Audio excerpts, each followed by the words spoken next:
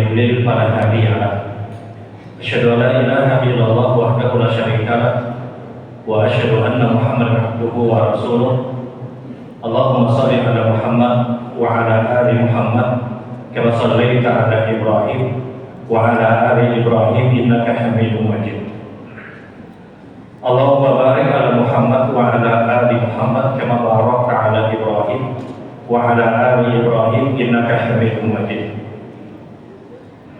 Ikhwan fillah, ibu-ibu, bapak, saudara-saudara, jamaah salat maghrib dan salat isya insyaallah masih takjihah rahimakumullah.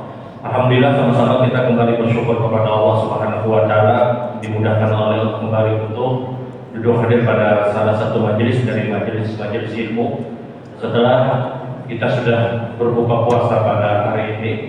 Sebagian kita mungkin berniat puasa Kamis, sebagian kita mungkin berniat puasa Tasu'a, puasa 9 Muharram. La haraj ma bainahuma kata para ulama, tidak dipermasalahkan. Baik yang menginginkan untuk berniat puasa Kamis, baik yang berniat pada puasa 9 Muharram. Gambaran yang pernah digambarkan oleh para ulama adalah seorang yang sudah terbiasa pada puasa Senin dan Kamis dan dia istiqomah pada Senin Kamis, maka mengambil istiqomah itu lebih baik kata orang. Tapi ketika sebahagian orang itu tidak istiqomah pada Senin Kamisnya, maka mengambil niat puasa 9 Muharram itu lebih baik untuk orang ini. Kapan orang tersebut dikatakan istiqomah? Ketika dia terus berpuasa Senin Kamis dan yang menghalangi puasa dia hanya di dua keadaan. Yang pertama ketika dia sakit, yang kedua ketika dia bersabar. Dua hal ini menyebabkan orang tersebut mungkin tidak berpuasa. Kemudian dia sambung lagi puasanya setelah sembuhnya dia, setelah dia safar misalnya, maka orangnya tetap dikatakan istiqomah. Nah, siapapun dalam kondisi yang demikian kata para ulama mengambil sikap istiqomah pada 9 Muharram yang dia bertepatan pada hari Kamis itu lebih ideal, karena memutus istiqomah itu disayangkan. Dari bagi kita yang mungkin tidak istiqomah pada Senin Kamisnya, kadang puasa, kadang tidak berpuasa, bujur-bujur Senin Kamis, Senin Kamisnya bujur-bujur Senin Kamis, kadang puasa, kadang tidak. Ya sudah 9 Muharram menurut sebagian pendapat itu lebih ideal untuk orang ini, karena 9 Muharram itu penekanannya tidak lebih kuat sebagaimana 10 Muharram. 10 Muharram itu puasa yang terus dilakukan Rasul, bahkan mulai periode Mekahnya Rasulullah sampai hijrahnya Nabi ke Madinah, sampai akhir dari kehidupan Rasulullah tidak pernah melepas 10 Muharram. Sementara 9 Muharram tidak pernah disentuh dalam kehidupan Rasul. Tapi itu dianjurkan oleh Nabi SAW. Yang salah satu hikmahnya adalah menyelisih orang-orang Yahudi ketika itu pada saat mereka juga berpuasa pada 10 Muharram di kota Madinah. Maka muncullah pernyataan Nabi, "Idan sunnah, idan amal qabil, sunnah qala." Kalau begitu kata Rasulullah, tahun depan kita puasa sehari sebelumnya, 9 dan 10. Kata Rasulullah kemudian diwafatkan oleh Allah Subhanahu wa taala.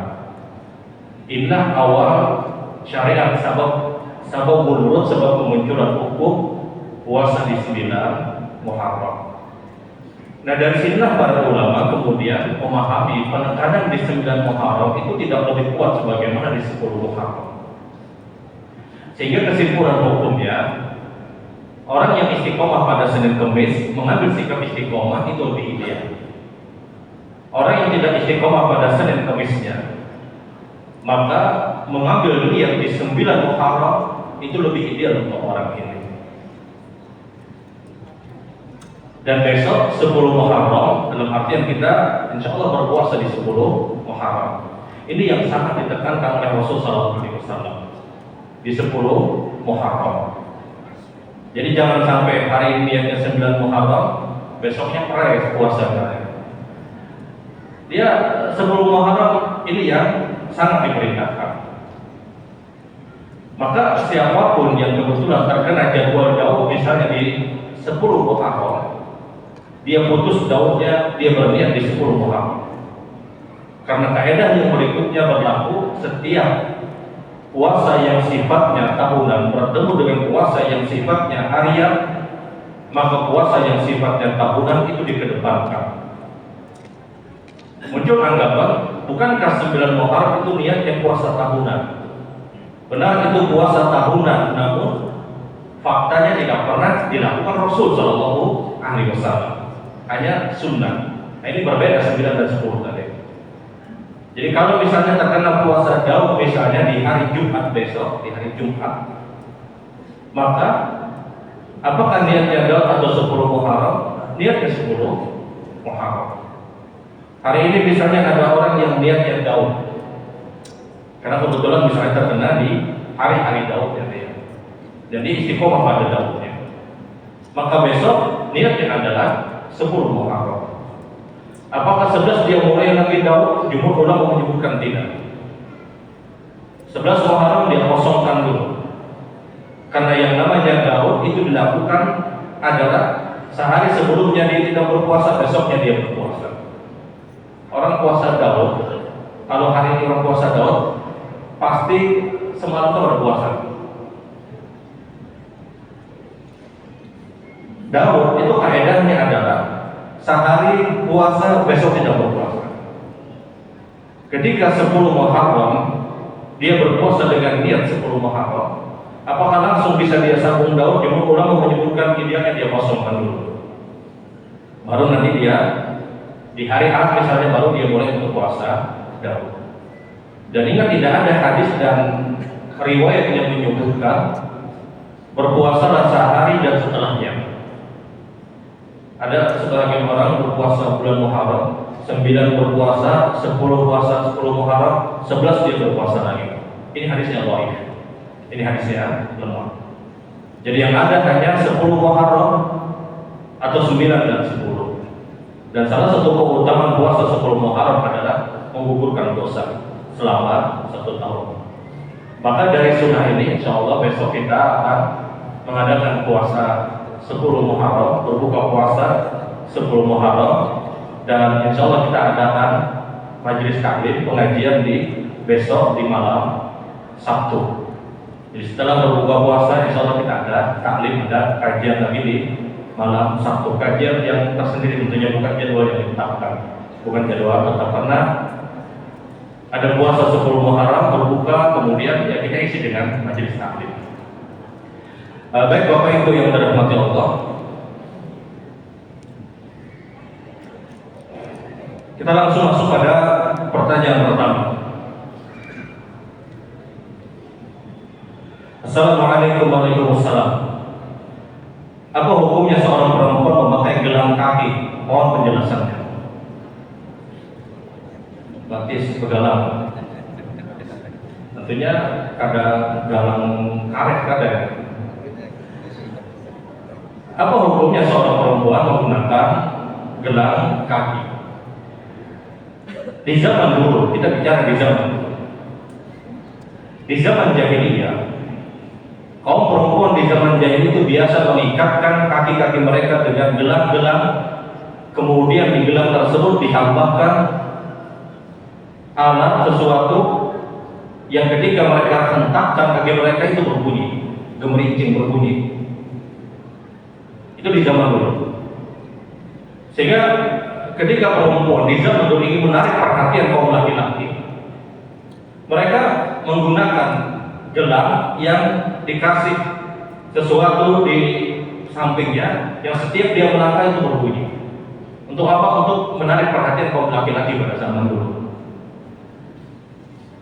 Di antara sebab turunnya ayat Al-Quran, wa la yubdina zinatahunna wa la yadribna bi arjulihinna, jangan engkau tampakkan perhiasan engkau dan jangan engkau hentakkan kaki engkau.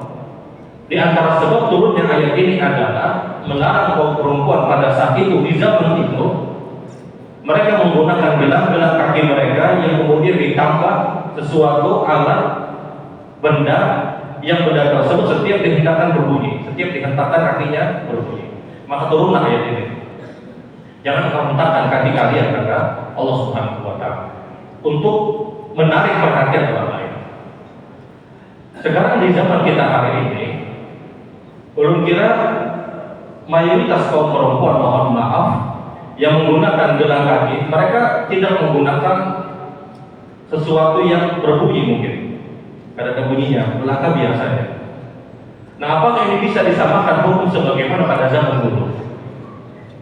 Apakah bisa disamakan hukum dengan zaman kaum perempuan yang dulu di zaman jahiliyah? Di sini khilaf yang cukup kuat. Kita bicara seorang perempuan yang dia sudah menutup auratnya dengan kaos kaki misalnya, kemudian dia gunakan gelang tersebut. Karena ada sebahagian orang yang dia tidak menggunakan kaos kaki, kemudian dia pakai gelang tadi, jelas ini terlarang disebabkan adanya aurat tadi, terlihatnya aurat tadi. Dan mungkin rata-rata kaum perempuan yang menggunakan gelang tersebut, mereka terbuka aurat bawahnya, aurat kakinya. Jelas ini terlarang. Terlarangnya pada masalah dia terbuka aurat atau dengan sengaja dia membuka aurat tidak menggunakan kaos kaki tadi. Terlarangnya di situ. Sekarang ada kaum perempuan yang dia taruhlah misalnya dia menggunakan kaos kaki, kemudian dia pakai gelang tadi misalnya. Nah, apakah ini masuk pada larangan sebagaimana keumuman ayat Al-Quran yang di zaman dulu kaum perempuan menggunakan gelang kaki yang mereka hentakkan agar menarik perhatian? Faktanya kita tahu di zaman hari ini kita mungkin tidak mendapatkan atau mungkin tidak menemukan seorang perempuan yang dia menggunakan gelang kaki yang gelang kaki tersebut berbunyi. Dia hanya gunakan gelang kaki. Dia hanya gunakan aksesoris untuk kakinya misalnya. Nah, ini yang terjadi di zaman hari ini. Bukan yang terjadi di zaman jahiliyah dulu yang dia hentakkan kakinya kemudian terdengar bunyi dari gelang kaki tadi. Sehingga para ulama kemudian memisah hukumnya. Sebagian ulama menyebutkan kembali kepada hukum asal muamalah. Apa hukum asal muamalah? Hukum asal muamalah adalah boleh sampai ada dalil yang mengharamkan. Dan faktanya, benar memang tidak ada hadis yang menyebutkan larangan seseorang itu menggunakan gelang kaki. Tidak ada hadis Rasul Shallallahu Alaihi Wasallam. Nah, dari sinilah kemudian sebagian ulama memberikan satu kesimpulan, ya sudah, berhubung tidak ada dalil, maka dijatuhkan hukum hukum yang itu diperbolehkan. Sebagian ulama lain menyebutkan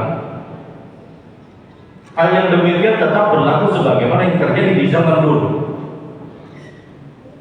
Terdengar atau tidak terdengar bunyi-bunyian tersebut, tetap hal yang demikian terlarang kata para ulama. Karena dianggap tasyabbuh mengikuti perilaku perbuatan orang-orang jahiliyah di zaman dulu. Ini menurut sebagian pendapat. Anggap ada orang yang berpendapat hukumnya diperbolehkan dengan pendalilan tidak ada larangan dari hadis Rasul Shallallahu Alaihi Wasallam. Anggap kita melihat pendapat ini. Masalahnya adalah ketika diikatkan di kaki tersebut, apa manfaatnya? Apa faedahnya? Kalau tidak ada manfaat dan tidak ada faedah, maka berlakulah hadis Nabi Shallallahu Alaihi Wasallam, meninggalkan sesuatu yang sia-sia itu lebih baik kata Rasul Shallallahu Alaihi Wasallam. Sekarang orang yang mengikatkan gelang di kakinya, manfaatnya apa? Tidak ada manfaat yang kita lihat. Tidak ada manfaat yang kita lihat. Yang mohon maaf, sebahagian orang itu mengikatkan gelang tersebut di kakinya agar dilihat orang lain mungkin. Maka di sini terjadi fakhar, terjadi sikap ujub bangga diri. Boleh jadi sampai jatuh kepada takabur. Lebihan awas misalnya tangan sudah dua, kalung sudah dua, anak dijulung orang sayang dua, ya sudah dibatis sekarang gitu. Nah, kalau hal yang demikian terjadi, itu sebab yang dia lakukan. Kalau alasannya adalah ya sekedar mengikatkan misalnya, sekedar dia pakai gelang kaki tersebut, dia tidak punya tujuan yang lain. Maka ini masuk pada permasalahan meninggalkan sesuatu yang tidak bermanfaat itu lebih baik. Tapi kalau seandainya ingin dilihat orang lain, maka ini jatuh pada ujub atau bangga diri. Sehingga kalau kita melihat perhitungan hadisnya, perhitungan alasan-alasan yang disebutkan, menahan diri untuk tidak melakukan perbuatan tersebut itu lebih ideal. Nah, binian misalnya betapa orang laki misalnya, bagus aku pakai ini jangan bini. Mungkin orang, masa kapan aja jarang laki. Ada pertanyaan-pertanyaan yang mendasar yang dia tanyakan nanti. Nah, hal-hal yang seperti ini idealnya adalah mohon dia tidak melakukan. Meskipun kita tidak fokus ini terlarang, kenapa? Karena betul ini tidak ada dalil. Tidak ada dalil yang melarang perbuatan tersebut. Ini kalau kita berada di pendapat yang menyebutkan ini tidak dipermasalahkan. Tapi kalau kita melihat kepada pendapat ini tasyabuh dengan orang-orang di zaman dulu, maka sudah selesai hukumnya. Artinya tidak perlu dia pakaikan gelang tersebut. Dan ya saran dulu tidak perlu untuk menggunakan gelang tadi. Kenapa? Hampir-hampir tidak ada manfaatnya. Kalau itu tetap digunakan, dikhawatirkan syaitan akan bermain dalam hatinya. Ada sikap ujub, ada sikap bangga diri, ada sikap takabur, ada sikap ini dan yang lainnya. Ada sikap ingin dilihat orang lain, agar punya sikap keadaan yang agar orang memperhatikan dia misalnya. Nah, dia terjebak pada hal-hal yang seperti ini, maka meninggalkan perkara tersebut itu lebih ideal. Allah. Baik, pertanyaan yang selanjutnya. Assalamualaikum warahmatullahi wabarakatuh. Ustaz, bagaimana cara kita membadalkan umroh untuk orang tua kita? Mohon penjelasannya.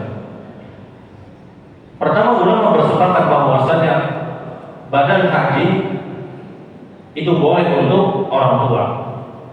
Orang tua yang dibadalkan haji berada pada dua keadaan. Pertama, mereka sudah diwafatkan. Yang kedua, secara fisik mereka sudah tidak mampu. Maka badal haji untuk orang tua yang mereka secara fisik sudah tidak mampu itu hukumnya boleh. Sebagaimana seorang laki-laki datang kepada Rasulullah SAW, kemudian dia berkata, ya Rasulullah, orang tuaku falij, orang tuaku lumpuh ya Rasulullah. Saya ingin menghajikan orang tuaku ya Rasulullah. Kata Nabi, hajikan ya. Rasulullah kemudian memberikan persyaratan, engkau harus lebih dulu berhaji, kata Rasulullah. Ulama sepakat badal haji itu boleh. Khilaf para ulama bagaimana pada umrah. Sebagian ulama memberikan kelonggaran pada umrah itu boleh karena dikiaskan sebagaimana ibadah haji.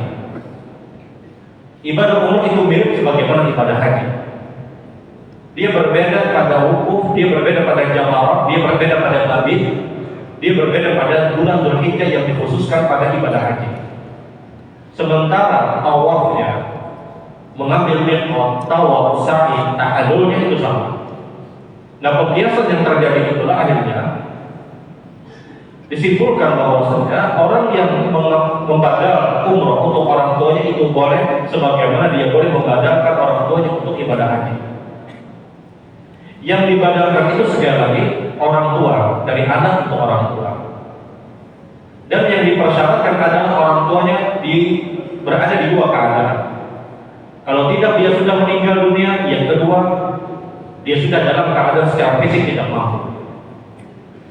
Tidak boleh anak itu membadalkan orang tuanya secara fisik mampu, kemudian dia berpikir secara ekonomi misalnya, apa nih kira-kira ada duitnya, apa kejinan, kemudian dia badalkan. Ini tidak masuk syarat.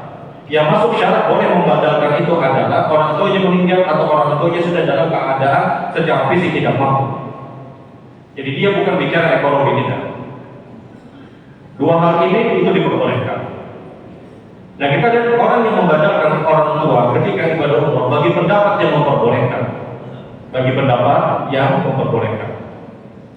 Bagaimana caranya? Caranya dia ibadah umrah dulu. Yang anaknya melaksanakan ibadah umrah dulu. Setelah dia melaksanakan ibadah umrah, besoknya dia keluar dari kota Mekah menuju Tan'im. Mekah yang terdekat dari kota Mekah itu Tan'im. Masjid Aisyah radhiyallahu ta'ala anha. Kemudian dari Tan'im tentunya dia menggunakan ihramnya dia kalau laki-laki. Dia sebutkan lebih Allahumma umratan yang dia niatkan untuk orang tuanya. Kemudian dia masuk ke kota Mekah, dia tawaf, kemudian dia sa'i, kemudian selesai dia tahan. Kalau dari tanah air dia sudah berniat ingin membadalkan orang tuanya melaksanakan ibadah umroh, kalau dari tanah air dia sudah niat ingin membadalkan, di kesempatan yang pertama yang dia melaksanakan ibadah umroh untuk dirinya, maka tahallulnya tidak perlu dihabiskan rambutnya. Dia taksir, dia pendekkan. Taksir secara menyeluruh, memendekkan secara menyeluruh, bukan sebahagian gundul, tapi masih ada rambutnya yang mungkin nomor 1 atau nomor 2 misalnya. Di Arab itu tukang gunting, paham aja ya? Kalau gundul masih ada rambut, kalau botak itu habis. Nah, tukang gunting di sana, kalau dia menyambat gundul itu pada habis. Ada mungkin ya 1 senti atau apa, atau sekian rambutnya masih disisakan, tapi menyeluruh. Tapi kalau botak itu habis. Tapi yang tahallul kemudian dia sudah taksir, dia potong, digundul. Gundul di kesempatan yang pertama tadi. Kesempatan yang kedua yang mengumrahkan orang tuanya, baru dia habiskan rambutnya, baru dia botak. Nah ini cara bagaimana untuk membadalkan umur untuk orang tua yang sudah meninggal dunia. Ini pun bagi orang yang ingin mengambil pendapat kedua tadi, yang boleh membadalkan orang tua ketika mereka sudah meninggal atau ketika mereka tidak mampu untuk melaksanakan ibadah umroh. Yang lebih disukai anaknya umroh dulu, kemudian hari-hari berikutnya dia keluar dari kota Mekah menuju Tan'im, taksi kurang lebih 15 real PP, 10 atau 15 real kalau harus bertawaran 10, kalau nanti bisa bertawaran 15. Kemudian dia bayar, kemudian dia tawaf, kemudian dia sa'i, kemudian dia tahallul yang dia datang untuk orang tuanya Allah.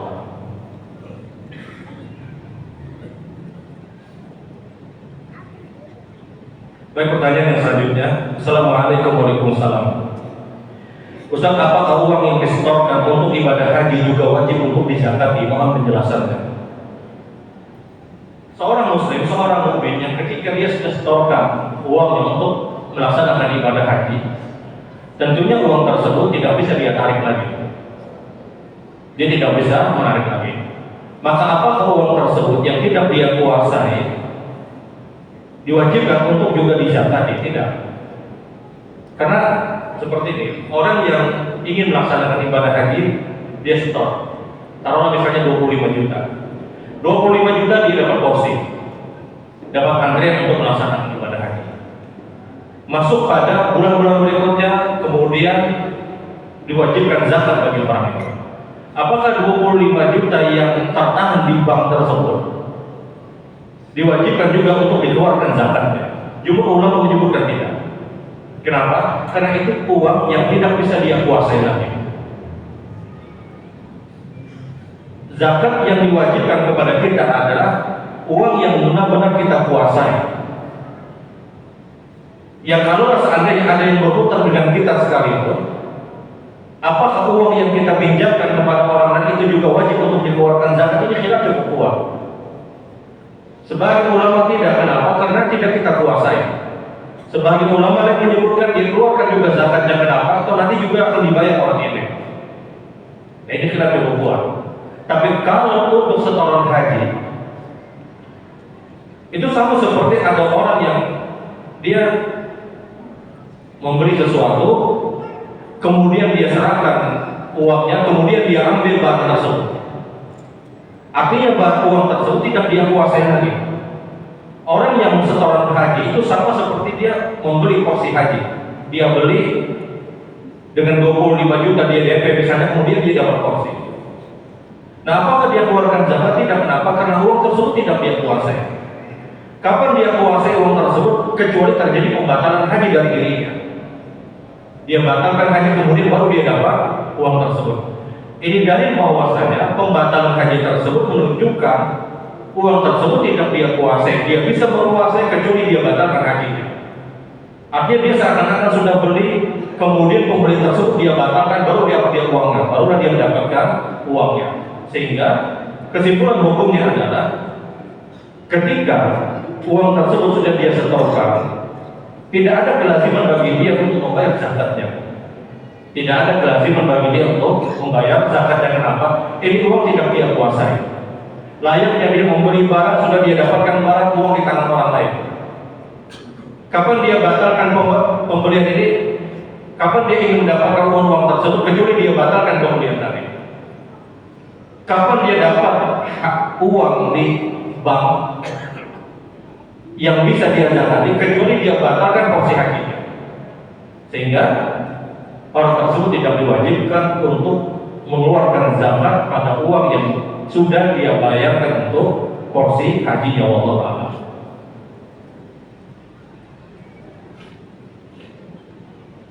Baik, pertanyaan yang selanjutnya. Assalamualaikum warahmatullahi wabarakatuh.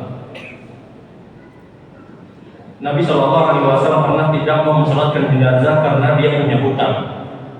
Sampai ada sahabat Nabi SAW yang menjamin untuk membayarkan hutangnya. Bagaimana kalau yang meninggal ada seorang koruptor? Apakah boleh disolatkan? Koruptor itu ada hutang lagi, ambil aja. Koruptor ketika dia meninggal dunia dan benar itu adalah seorang koruptor, benar dia mengambil harta yang bukan milik dia, apakah tetap diperbolehkan untuk disolatkan? Apakah boleh untuk disolatkan? Kalau berkaca kepada perbuatan Abu Qatadah radhiyallahu ta'ala, ketika ada sahabat tadi yang dia berhutang kemudian Nabi enggan untuk mensolatkan, wabalakum antum amrukum, kata Rasulullah, ini urusan kalian, saya tidak ikut mensolatkan. Abu Qatadah mengatakan, ya Rasulullah, dinaraini alaiya, saya menjamin orang ini ya Rasulullah. Maka baru Nabi mensolatkan. Kalau ada orang yang memberikan jaminan untuk mensolatkan, sidin yang korupsi itu, ulun mengganti duitnya, ya ada yang menjamin misalnya. Kalau benar ada yang menjamin, sebagai ulama mau boleh. Sebagaimana perbuatan Abu Qatadah yang menjamin. Masalahnya ada siapa yang berani memberikan jaminan tadi? Koruptornya misalnya sudah mati, kemudian kami yang menjamin, kami yang menggantikan duitnya. Nah kalau itu terjadi silakan. Kalau itu terjadi silakan. Tapi kalau seandainya itu tidak terjadi, maka apakah boleh tetap disolatkan? Boleh.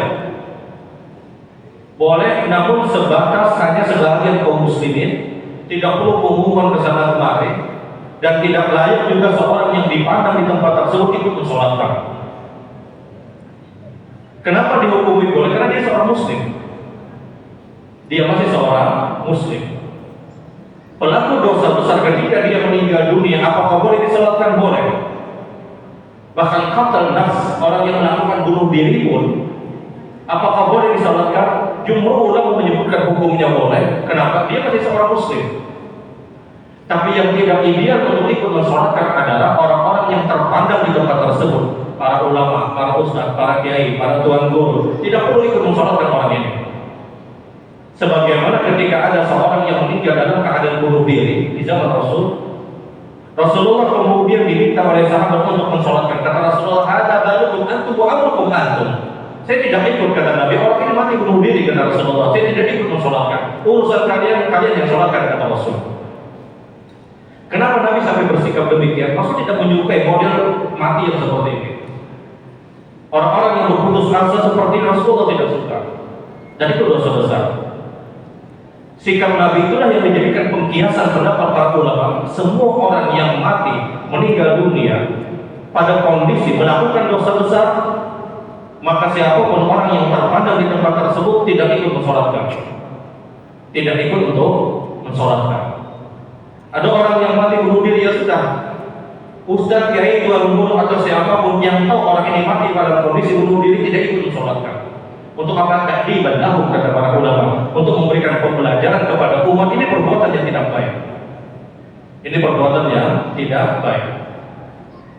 Nah, bagaimana kalau seandainya ada orang yang mati dibunuh orang lain misalnya, dibunuh seseorang, dia mati terbunuh, apakah orang ini disolatkan? Kalau dia akan terbunuh bukan orang yang, artinya bukan orang yang berkelahi satu dengan yang lainnya, kemudian dia terbunuh. Rasul itu pernah menyebutkan al-qatil wal maqtul binnar, yang membunuh dan yang dibunuh diancam di neraka Allah. Sahabat bertanya, Rasul, qatil yang membunuh itu wajar diancam di neraka Allah, tapi al-maqtul orang yang terbunuh di Rasul. Maka kata Nabi, kalau seandainya dia tidak terbunuh, dia yang membunuh, kata Rasul.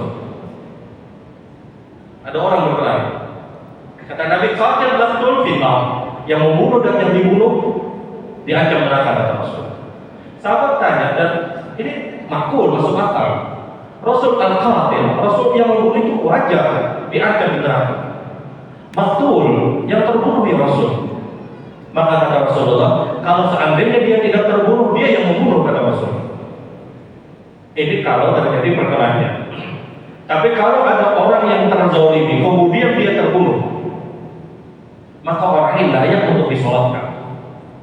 Tapi kalau terbunuhnya disebabkan terjadi perkelahian, bukan dalam rangka untuk mempertahankan kehormatan dia, bukan dalam rangka untuk mempertahankan hartanya,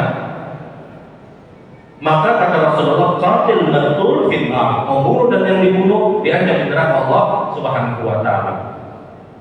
Siapa yang mensolatkan? Hanya keluarga mereka, hanya sebahagian kaum muslimin, orang-orang yang terpandang, orang-orang yang dianggap punya kedudukan di tengah-tengah umat, tidak perlu untuk ikut mensolatkan. Kalau kejadiannya adalah dia terbunuh pada perkelahian, tapi kalau terbunuhnya disebabkan karena dia mempertahankan hartanya, dia mempertahankan kehormatannya, dia mempertahankan keluarganya, dia membela kehormatan keluarganya, kemudian dia terbunuh, orang ini syahid, kata Rasulullah. Sebagaimana sabda Nabi SAW ketika Nabi bertanya kepada para sahabat, "Man syahid?" Siapa orang yang mati syahid itu, kata Rasulullah. Kata para sahabat, "Man qatal fi sabilillah." Orang mati syahid itu orang yang terbunuh pada peperangan, ya Rasulullah. Kata Nabi, "Qillati min ummati." Kalau itu pemahamannya, kata Rasulullah, orang mati syahid itu sedikit dari umatku. Maka Rasulullah menyebutkan, al-hadam huwa syahid. Orang yang mati tertimpa bangunan, kena gempa misalnya, selama dia muslim, orang ini syahid. Ghariqu fi syahid, orang yang mati tenggelam, dia syahid, kata Rasulullah. Al-batulu fi syahid, orang yang mati disebabkan sakit perut, itu mati syahid, kata Rasulullah. Ada misalnya orang meninggal sebabnya sakit perut misalnya, orang itu mati syahid. Kemudian kata Nabi SAW, seorang perempuan yang melahirkan, kemudian dia meninggal, perempuan ini syahidah, kata Rasulullah. Kemudian kata Rasulullah, orang yang mempertahankan hartanya, mempertahankan kehormatannya, mempertahankan keluarganya, kemudian dia terbunuh, orang ini mati syahid, kata Rasulullah. Sahabat kemudian bertanya kepada Rasulullah, "Ya Rasulullah, kalau ada seorang perampok datang ke rumah kami, kemudian kami lawan perampok tersebut, ya Rasulullah, perampoknya mati, ya Rasulullah." Kata Rasulullah, "Perampoknya dilemparkan dalam neraka Allah. Kalau kau yang mati, engkau mati syahid," kata Rasulullah. Jadi nyaman aja pilihannya. Anak mati syahid kan, anak kurang anak ditimpa di neraka. Tinggal pertanyaannya, uang nikahnya jalan ini. Perampoknya sama jalan. Kayak ini dalil bahwa saja, ini dilihat yang terbunuhnya modelnya kayak apa. Kalau model terbunuhnya adalah perkelahian, bukan berkaitan dengan mempertahankan hak dia, mempertahankan kehormatannya, kemudian dia terbunuh, model yang seperti ini dosa besar. Maka berlaku kaidah sebagaimana perbuatan Rasulullah SAW, yang Rasulullah menyebutkan, ketika ada orang yang melakukan bunuh diri, saya tidak ikut mensolatkan, kata Rasulullah. Tapi apakah sahabat mensolatkan ketika itu? Sahabat masih mensolatkan. Ini dalil kepada para ulama, pelaku dosa besar tetap disolatkan, tapi tidak disolatkan oleh orang-orang yang dianggap punya kedudukan di tengah-tengah umat. Sebagai pembelajaran, kata para ulama Allah. Siapa? Buyur bangun. Sudah dibuka. Biar siap-siap untuk. Baik, subhanallah wa bihamdihi, asyhadu an la ilaha illa anta, astaghfiruka wa atubu ilaik. Assalamualaikum warahmatullahi wabarakatuh.